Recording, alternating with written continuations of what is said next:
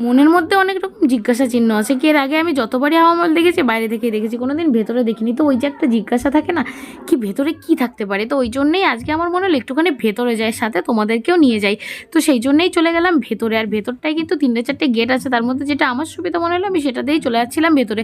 আর দেওয়ালের গায়ে দেখেছো বন্ধুরা বটগাছ হয়ে গেছে, মানে যেহেতু অনেক পুরনো এই বাড়ি বা হাওয়া মহলটা, যার জন্য এইখানটায় কিন্তু গাছ অনেক ধরনেরই বেরিয়ে গেছে। আর এইখানটায় এসেও দেখছি ভাই সেই একই জিনিস, মানে ফটোশ্যুট হচ্ছে। আবার এই যে দেখো, এটা কিন্তু একটা গাইড ছিল, আমাকে বলছিল কি এইখানের ব্যাপারে সব কিছু বলবে, তো ওনাকে কি আমি নেবো কিনা। তো আমি বললাম না বাবা, দরকার নেই।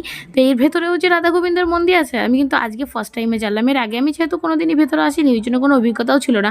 কিন্তু ফোনটা অ্যালাউ ছিল না, তার মধ্যেও গোপনে একটুখানি শ্যুট করেছিলাম। আর তারপরে এখানে দিচ্ছিল প্রসাদ, একটুখানি প্রসাদ নিয়ে বেরিয়ে পড়লাম। কিছু করার নেই, তার কারণ হচ্ছে ভেতরে তেমন কিছু আমার দেখার মতো মনে হলো না। রাজা মহারাজাদের অনেক হয়তো অস্ত্র শস্ত্র আছে, সেগুলো দেখার জন্য কাটতে হতো, যেটা আমার কাছে একেবারেই ঠিক মনে হয়নি, যার জন্য আমি আর দেখিনি। তো কেমন